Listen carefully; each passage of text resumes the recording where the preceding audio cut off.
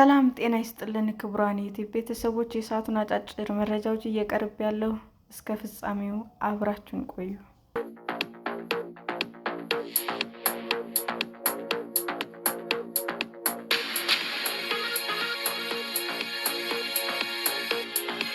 ከሆርሙዝ በፊት ዓለም ላይ ምን ያህል የባህር እንቅስቃሴ እገዳዎች ተጥለዋል? ምን ያህልስ ውጤታማ ነበሩ? ሆርሙዝ ወሽመጥን በተመለከተ ግራ መጋባት እጅጉን የታየበት የሳምንት መጨረሻ ነበረ። ጸንቶ ለመርጋት ያልቻለ የተኩስ አቁም ባለበት ዓርብ ዕለት የኢራን ውጭ ጉዳይ ሚኒስትር ወሽመጡ ለንግድ መርከቦች በቀረው የተኩስ አቁም ቀን ሙሉ በሙሉ ክፍት ነው ሲሉም ተናገሩ። ነገር ግን ከአንድ ቀን በኋላ አሜሪካ ወደቦቿን መዝጋት በመቀጠሏ የተበሳጨችው ቴህራን አቋሟን በመቀየር ወሽመጡን ዳግም ዘግተዋለች። ከዚህ በኋላ በርካታ የጭነት መርከቦች በኢራን ጦር እንደተተኮሰባቸው አሊያም ወደ መነሻቸው እንዲመለሱ መደረጉን አስታውቀዋል። አሜሪካ ወደ ኢራን ወደቦች የሚገቡና የሚወጡ መርከቦች ላይ እገዳ መጣሏን ጥንታዊ ወታደራዊ ጫና መፍጠር ስልት መልሶ ያመጣ ነው። ይህ የባህር መስመሮችን በመዝጋት ምጣኔ ሀብታዊ ጫና መፍጠር፣ ንግድን ማስተጓጎልና ተገዳዳሪው አካል አቋሙን እንዲቀይር ወይንም እጅ እንዲሰጥ የማስገደጃ ስልት ነው። ታሪክ የሚያሳየን እንዲህ አይነት ስልቶች ጫና በመፍጠር ረገድ ውጤታማ ቢሆንም ሰፊ ተጽዕኗቸው ግን ከሚታሰበው በላይ ውስብስብ መሆኑ ነው። በሁለቱም የዓለም ጦርነቶች ውስጥም እንደታየው የባህር ላይ እገዳ መጣል የተፋላሚውን ወገን አቅም በማዳከም ረገድ የማይናቅ አስተዋጽኦ አለው። በአንደኛው የዓለም ጦርነት ብሪታንያ ጀርመን ላይ የጣለችው እገዳ በአንደኛው የዓለም ጦርነት እንደ አውሮፓውያን አቆጣጠር በ1914 እስከ 1919 ብሪታንያ ጀርመን ላይ የጣለችው የባህር ላይ እንቅስቃሴ እገዳ ብዙውን ጊዜ በርቀት እገዳ መጣል መባል ይጠቀሳል። ብሪታንያ የጀርመን ወደቦች በቀጥታ ከመዝጋት ይልቅ የባህር እንቅስቃሴን ለመቆጣጠር በሰሜን ባህር ላይ ባላት የበላይነት ላይ ትተማመን ነበር። የሮያል የባህር ኃይል መርከቦች ይፈተሹ የነበረ ሲሆን ገለልተኛ በሆኑ ሀገሮች ላይ ዳግም ጫና በማድረግ ጀርመን ከዓለም አቀፍ ንግድ አግደዋል። ከጊዜ በኋላ ወደ ጀርመን እንዳይጓጓዝ የተከለከሉትን ቁሳቁሶች ዝርዝር ከወታደራዊ መሳሪያዎች ባሻገር ምግብና ማዳበሪያን ጨምረዋል። ጀርመን መጀመሪያ ላይ ከገለልተኛ መንግስታትና በሀገር ውስጥ ምርት በመተካት በንግድ በኩል የደረሰባትን ተጽዕኖ ለመቋቋም ሞክራለች። ነገር ግን ጦርነቱ እየገፋ ሲሄድ ከውጭ የሚገቡ ምርቶች በከፍተኛ ሁኔታ ቀንሰዋል እና የዋና ዋና ግብዓት እጥረትም የግብርናና ኢንዱስትሪ ምርትንም ቀንሷል። ማህበራዊ ቀውስ በጣም ከባድ ነበር። እንደ አውሮፓውያን አቆጣጠር በ1916 የተከሰተው የምግብ እጥረት ወደ ቀውስ ተሸጋግሯል። ተርኒፕ ዊንተር በመባል የሚታወቀው የዘመኑ ረሃብና ርዛት ምልክት ሆኖ የታሪክ ምሁራን እንደሚያስረዱት ደግሞ በመቶ ሺዎች የሚቆጠሩ ሰላማዊ ሰዎች በተመጣጠነ ምግብ እጥረትና በተዛማጅ በሽታዎች ሞተዋል። እገዳው የጀርመንን ሽንፈት ብቸኛ ምክንያት ባይሆንም የታሪክ ምሁራን ግን ሀገሪቱ ጦርነትን የመቀጠል አቋሟን በማዳከም ረገድ ዋና ምክንያት መሆኑን ይጠቀሳል። በሁለተኛው የዓለም ጦርነት ጃፓን ላይ የተጣለው እገዳ ጃፓን በባህር በምታስገባቸው ምርቶች ላይ ጥገኛ መሆኗ በተለይም ለእገዳ ተጋላጭ እንድትሆን አድርጓታል። በደሴት ላይ እንደተመሰረተች አገር ዘይት፣ ጥሬ ዕቃዎችና ምግብ ለማስገባት እንዲሁም በፓሲፊክ ውቅያኖስ የሚገኝ ጦሯን ስንቅ ለማቀበል በመርከብ መጓጓዣዎቿ ላይ በእጅጉ ትተማመን ነበረ።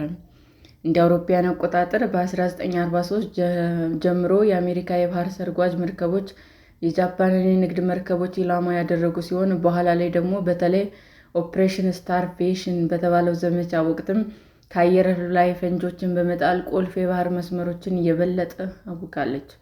በጦርነቱ የመጨረሻ ዓመታትም የጃፓን የንግድ መርከቦች በአብዛኛው ወድመዋል። ከጦርነት በኋላ የተደረጉ ግምገማዎችም እንደሚያሳዩት ይህ ውድመት በጦርነት ወቅት ምጣኔ ሀብቷ እንዲላሽቅ ትልቅ ምክንያት ነበረ። ከጀርመን በተለየ መልኩ ጃፓን ጫናውን ለማቃለል ምንም የየብስ መስመር አልነበራትም። ምንም እንኳ በጦርነቱ እጅ ለመስጠቷ የተለያዩ ምክንያቶች ቢኖሩም የአቶሚክ ቦምብ ድብደባዎች እና የሶቪየት ኅብረት ወደ ጦርነት መግባት ጨምሮ የባህር አቅርቦት መስመሮች ማገድ ወሳኝ ሚና ተጫውተዋል። የ1962ቱ ኩባ ላይ የተጣለው የባህር ላይ ከበባ የኩባ የሚሳኤል ቀውስ የባህር ትራንስፖርት ጫናን በተመለከተ መንገድ መጠቀምን ያመለክታል። ዩናይትድ ስቴትስ ሆን ብላ እርምጃውን እንደ እገዳ ከመጥራት ተቆጥባ ነበር። ይልቁንም ማቆያ የሚለውን ቃል ሕግ አንድምታዎች ለመሸሽ ትጠቀም ነበር። በፕሬዝዳንት ጆን ኤፍ ኬኔዲ የስልጣን ዘመን የሶቪየት የጦር መሳሪያዎች ወደ ኩባ እንዳይደርሱ ለመከላከል የአሜሪካ የባህር ኃይል ተሰማርቶ ነበረ። ዓላማውም ውስን የነበረ ሲሆን ተጨማሪ ሚሳኤል ወደ ኩባ እንዳይደርስ ማድረግ እና ከሞስኮ ጋር ለሚደረገው ድርድር ድጋፍ መፍጠር ነበረ። ዘመቻው የቆየ ከአንድ ወር በላይ ላነሰ ጊዜ ሲሆን በዋናነት እንደ መከላከያ በመሆኑ አገልግሏል። አንዳንድ የሶቪየት መርከቦችም ለጥቃት በመጋለጣቸው ወደ ኋላ ለመመለስ ወስነዋል። ከጠንካራ ዲፕሎማሲያዊ ጋር ተዳምሮ ውጥረቱ የሶቪየት ሚሳኤሎችን ከኩባ እና በድብቅ ከቱርክ የአሜሪካ ሚሳኤሎች በማውጣት አብቅቷል። ከተገለጸው ዓላማ አንጻር ሲታይ ከበባው ውጤታማ ነበር ማለት ይቻላል። የመንግስታቱ ድርጅት ኢራቅ ላይ የጣለውን የባህር ጉዞ ማዕቀብ። ኢራቅ እንደ አውሮፓውያኑ አቆጣጠር በ1990 ኩዌትን ከወረረች በኋላ የተባበሩት መንግስታት የጸጥታ ምክር ቤት በባህር ላይ የምታደርገውን እንቅስቃሴ ለመቆጣጠር እና ለመገደብ የሚያስችል እንዲሁም ሌሎች ከፍተኛ ማዕቀቦችን ጥሏል። እነዚህ የቁጥር መንገዶች እንደ አውሮፓውያን አቆጣጠር በ1990ዎቹ እና እስከ 2020ዎቹ መጀመሪያ ድረስ ተግባራዊ ሲሆኑ ኢራቅን በምጣኔ ሀብት ለማግለል እና ለዓለም አቀፍ ፍላጎቶች ተገዥ እንድትሆን ለማስገደድ ለሚደረጉ ጥረቶች ወሳኝ ነበሩ። የኢራቅ የባህር መዳረሻ ውስን እንደሆነ በመደረጉ የባህር እንቅስቃሴ እገዳው የነዳጅ ምርቷን ወደ ውጭ እንዳትልክ በመግታት ረገድ ከፍተኛ ሚና ነበረው።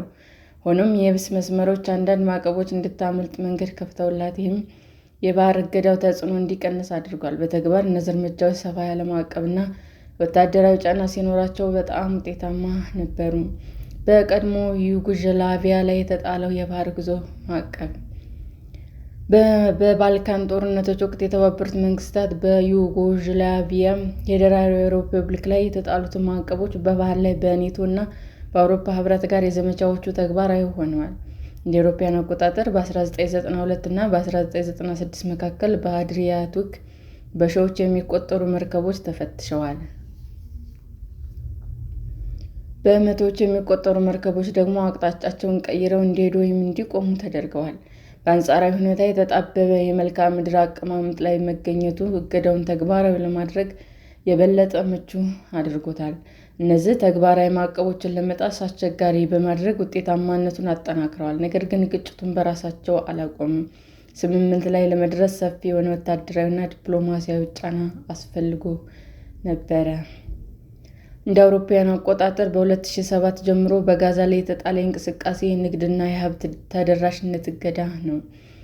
እንደ አውሮፓውያን አቆጣጠር ከ2009 ጀምሮ ጥብቅ እንዲሆን የተደረገው የባህር ላይ እንቅስቃሴ እገዳ በውቅያኖስ በኩል የሚደረግ ተደራሽነት በመገደብ ረገድ አስፈላጊ ነበር። እስራኤል የጦር መሳሪያ በድብቅ እንዳይገባ ለማድረግ ወሳኝ ነው ስትል እርምጃውን ተከላክላለች። የሰብአዊ ድጋፍ የሚያደርጉ ድርጅቶች ግን የጋዛን ምጣኔ ሀብት እንዲሁም የነዋሪዎችን ሕይወት ክፉኛ ጎድቷል ሲሉ ይሞግታሉ።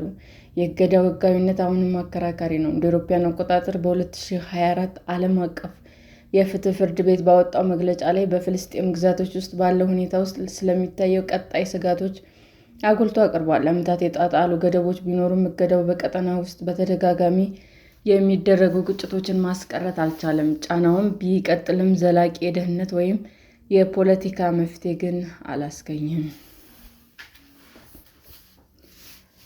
በሳውዲ የተመራው የመን ላይ የተጣለው እገዳ። ከ2015 ጀምሮ በሳውዲ የሚመራው ጥምረት በየመን ወደቦችና የአየር ክልል ላይ ለሁለት አማጽያን የሚደርሱ የጦር መሳሪያዎችን ለማስቀረት በሚል ገደቦች ተጥሏል። የመን ከውጭ የሚገቡ ምርቶችን በብዛት ትጠቀማለች። ስለዚህም እነዚህ እርምጃዎች በሰላማዊ ዜጎች ላይ ቀጥተኛ ተጽዕኖ አሳድረዋል። የተባበሩት መንግስታት ድርጅት የረሃብ አደጋዎች፣ የነዳጅ እጥረትና በጤና አጠባበቅ ስርዓቶች ላይ ጫና እንደሚያደርግም ደጋግሞ አስጠንቅቋል። የደህንነት ስጋቶች ከሰብአዊ ፍላጎቶች ጋር ለማመጣጠን በሚል ፍተሻዎች ቢደረጉም ያንን ተከትሎ የተፈጠሩ መዘግየቶች ብዙ ጊዜ አቅርቦትን አስተጓጉለዋል። እገዳው በሁቲ አማጽያን ላይ ጫና ቢጨምርም ወሳኝ ውጤት ግን አላስገኘም። ይልቁንም ለረዥም ጊዜ የዘለቀ የሰብአዊ ቀውስ እንዲሁም ቀጣይነት ያለው ዓለም አቀፍ ትችትን አስከትሏል። ሰላም ጤና ይስጥልን ውድ የዩቲዩብ ቤተሰቦቼ እንዴት ናችሁ?